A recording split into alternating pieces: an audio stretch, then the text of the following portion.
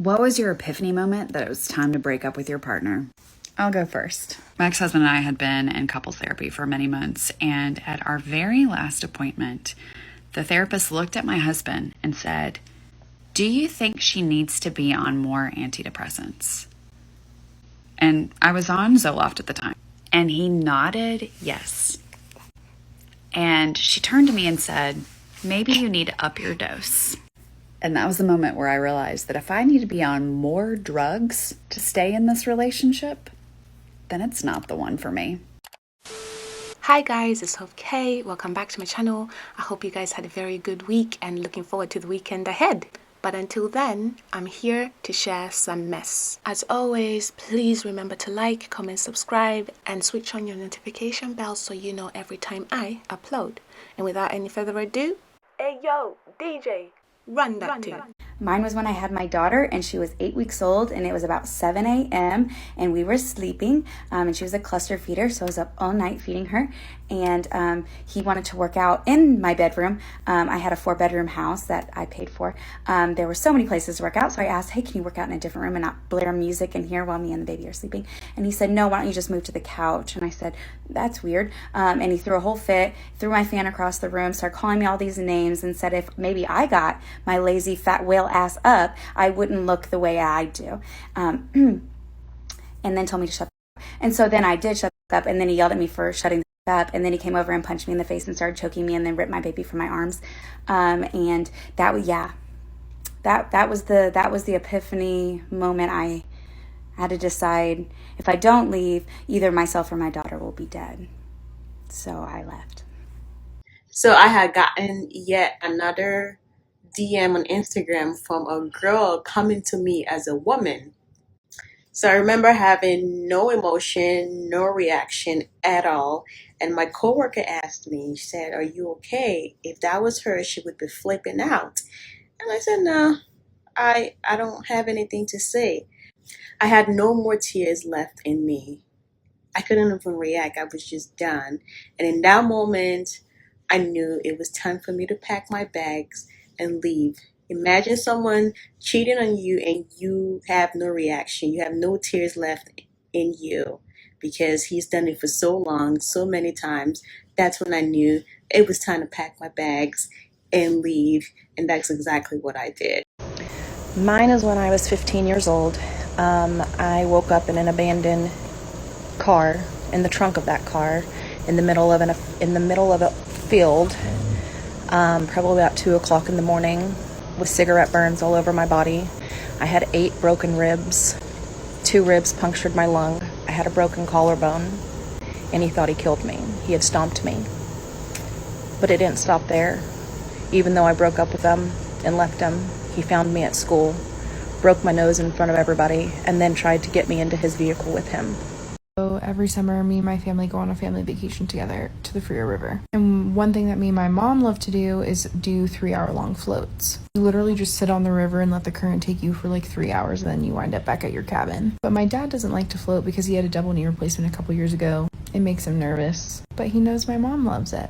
So he packed her cold waters and snacks and her favorite alcoholic beverages. He filled up her tube for her and made sure there was no holes. Got on the shuttle bus with us, held her hand the whole way, helped her off the shuttle bus, helped her get into her tube safely onto the river, and then waved us goodbye. When we were floating up to our cabin about 3 hours later, my dad was waiting on the bank of the river with a warm towel pulled freshly out of the dryer. He had researched the river current speed and estimated when we would get there, and then waited for her with a warm towel. When I saw that, I immediately knew I needed to leave my ex-partner because he would have never put in effort like that, and I deserve the example that my parents provided me. So it was probably the day he came home from the gym, and the baby was laid down for a nap, and I'm sitting at the kitchen table with my coffee, and I'm just crying and crying. And he comes in, he's like, "What is wrong with you?" And then he like sits down, and I'm trying to explain to him how unhappy and depressed I am, and like I just don't feel like myself. And he just laughs at me, and he puts his hand right here and goes, "Titties," and just went about his day. And then later that night, I wouldn't do adult things with him. And so he kept telling me, oh, you're cheating on me. You're cheating on me, blah, blah, blah. It's fine. I'll just get it from my ex anyways. I'll get it from my baby mama. Nobody wants anything from you. And so I went to go sleep in the recliner, and he came and picked me up and put me in the bed. And he's all, no, you're my wife. You're not sleeping anywhere except for next to me. And then he pulled me in close, fell asleep, and I kept crying. So, when I was in third year university, I used to date this guy that was teaching at the university that I was attending as an undergraduate student. He was really hot and really smart, but a little bit toxic. I wanted to do a master's degree, but I didn't have any money, and so I was going to need to apply for some scholarships to go. So one day, I told him about this scholarship that I had found that was worth $17,500 and told him that I wanted to apply. This man looked at me and said to me, and I quote, "Do you really think you're smart enough to get that scholarship? It would be a huge waste of your time to even apply." Nobody tells me what I can and can't do, so I applied for the scholarship anyway, worked really hard, then I dumped him, and then a few months later I got a phone call saying that I had won the scholarship for $17,500 and another one for $15,000, so I had a free ride through my master's, and then I did a PhD as well. Hooray! When my ex-husband came home one night and he didn't have his shirt on, he said it flew out the window of his car that evening. I had a weekly therapy appointment every Wednesday from 3 p.m. to 4 p.m. One Wednesday, I was on my way to my therapy appointment when my therapist called and said she had an emergency and she needed to cancel my appointment. So instead of going to therapy, I went through a drive-thru, I got some food, I pulled into a park, and I ate. And then I went home. I was home at the exact same time that I usually was. There was literally nothing different. And he flew down the stairs in rage. He pinned me against the wall outside, and then he threatened to slit the throats of me, my 2 daughters, and our newborn son, because I hadn't gone to therapy. And if I hadn't gone to therapy that day, then I clearly wasn't going any other day, which had to mean I was cheating on him. I showed him where my therapist had called me, and 10 minutes later, I had gotten the food, and I had the receipt. I pulled up the GPS tracker to show the history of where I went.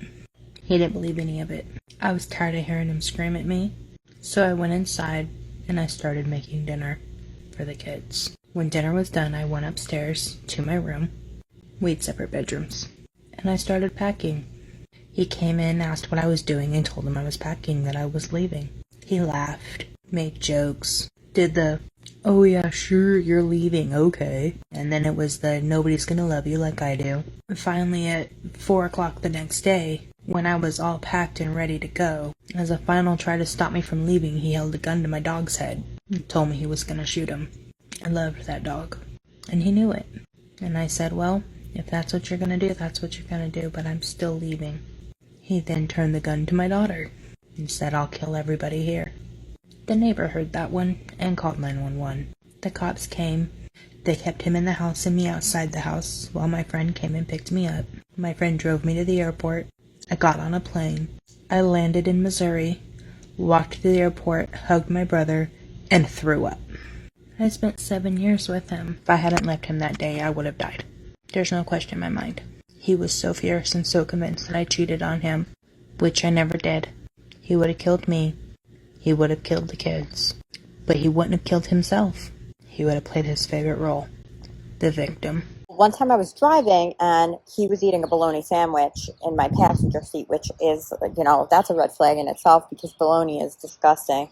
Sick. He said, make a right, but I got nervous because he made me pretty nervous, and so I made a left instead. So he threw the bologna sandwich at me, screamed. He was like, "I said a effing right!" And he threw the bologna sandwich at me, and it slapped me in the face. Like the mustard came out all over me. I stayed with him for like 4 more years, so I wouldn't really say it was an epiphany, but that was really the moment where I was like, he's unwell. A bologna sandwich to the head. One of my best friends at the time asked me if I wanted my son to believe that what me and my ex-husband had was love. My ex-husband was an emotionally abusive narcissist. The answer to that question was absolutely not. This should have been it for me. When he walked down the aisle and was bawling his eyes out because finally his life was complete. And we get to the honeymoon and I bawled my eyes out because now I was stuck with a man for 50 years. I was dating a guy that was super abusive, just a fucking ass. He just beat me all the time for no reason. I stayed with him. Why? I don't know. I was just being a dumb bitch back. Shortly after, not shortly, but a little while after, I found out I was pregnant, and he swore that I was cheating, that there was no way it was his, and how could it be his baby, even though he broke me away from my family, my friends, he destroyed my phone, he followed me to work, so there was no time for me to possibly cheat on him.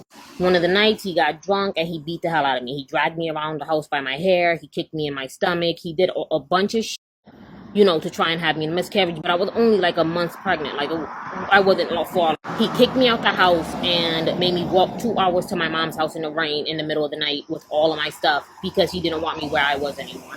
So I did. I started planning shit by myself. I started looking at baby's name by myself. It was just me. And somehow he ended up in jail. How? I don't know. He blames me, but he ended up in jail somehow. And so I started getting letters from him from jail saying about how he's so sorry and how he's going to change and how he will never do it again. And he just wants us to be a family. All that stupid shit that men tell females when they're in jail and they need somewhere to stay after they get out. I believed him. I let him come back. And we was going to try and work on being a family because that's what he said in the letter. Now, fast forward, it was my daughter's maybe like 2 months, maybe like 2-3 months, something like that. She was real young. We got into an argument about why he was in jail. Once again, somehow he blamed me, and I was like, whatever. Okay, so now he's all pissy about him being in jail and whatever. He coming at me about how he don't believe, our daughter is his because the time doesn't match up or whatever. I was pregnant before he went to jail. So he's like, tell me the truth. Just tell me that she's not mine. I know she's not mine. She don't look like me. She doesn't look like my other daughter. And I'm just like, bro, what the f***? And to be honest, I was completely fed up. I was tired. I just went through 9 months of pregnancy by myself. I just gave birth by myself. I was tired and I didn't want to hear him. So I'm going in the room to change her and I have her on the edge of the bed and I'm changing her diaper. And he's like, just tell me the truth. And I'm like, you know what? Yeah, she's not yours. The same way your booty hole ain't yours. Because while he was in jail, some things went down and he blames me for that too. And he got mad and he jumped on the bed and he went to hit me for saying what I said. And after he jumped on the bed, my daughter was on the bed. She bounced off and hit the floor. He didn't stop to check that she's okay. He didn't, nothing. He just kept hitting me. And I was just like, you dead ass? After he got off of me, I picked up my daughter and I called that he was cheating on me. When I'm like, yo, come get him. Come get his shit. He's not allowed to be here no more. And sure enough, she showed up. She didn't need no address. I didn't give her address. I just said, come get him and his shit. She showed up, got him all his stuff, and I was just like, yep, that's it. I will never go back to this man. Because if you could hit me before I was pregnant, while I was pregnant, and after I'm pregnant, you're never going to change. So there's a few things that stood out for me. First of all, if you weren't vexed by that last video, you're a bigger woman than I. Because the whole thing was just chaotic. It was such a mess. I don't know how people function like this, but the fact that it's so common is so wild to me. Why are you putting hands on women? I don't understand it. Walk away. Leave people alone. You don't have to get physical with anybody. But anyway, a few things stood out to me. One of the things was people with loving parents. Do you guys feel like they have a hard time finding relationships? It's almost as if their standards are quite high because they have a good idea of what a relationship is supposed to look like. Or do you guys think that it really doesn't matter? There are some people who are just different. But personally, I find that my friends whose parents have a really good relationship, they tend to get into really good relationships as well, or they're very good at knowing when to skedaddle. But I suppose it does make sense because if you don't have a good idea of what a normal relationship is supposed to look like, then you wouldn't know. You would be in unhealthy relationships and not know the difference. After all, it was happening in your household growing up, right? So I guess this is normal. The sad thing about it is that the young men who are growing up in these houses are also saying it. So we're teaching these girls to accept the nonsense and we're teaching the boys to perform the nonsense. Please let me know in the comments below if this is true for you. Did you have parents with a very good, healthy, loving relationship and your relationships turn out right because of that too? Or did it not matter? Their relationship is their own thing and you kind of carved out your own path. The other thing that stood out to me when I was going through this rabbit hole is that there is no clear age. It's like men are just doing madness from beginning of our lives to the very end of them. Because I won't lie, yeah, I'm low-key ashamed to say it, but I shouldn't be. But I am a little bit ashamed to say that I really thought that maybe it's us younger women who are having a hard time with these men because they're young, foolish, and just ain't about it. But you mean to tell me like 50, 60-year-old men are doing the same thing? There was one woman in there who was like 70 years old and her man was moving bookie. What are we doing? Also, I try really hard not to get involved in other people's relationships. I try really hard to also not give advice about relationships. But if you are the woman in that last video, please leave.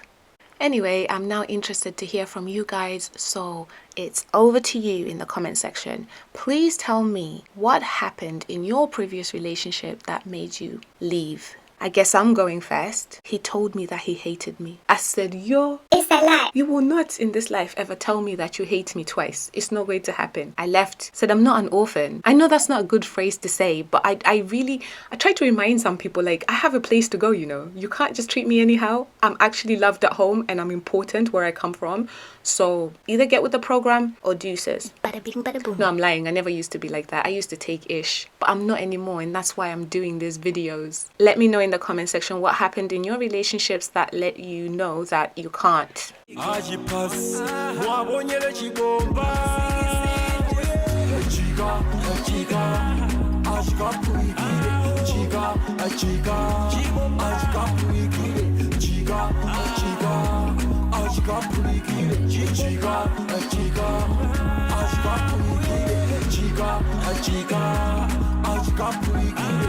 Chica,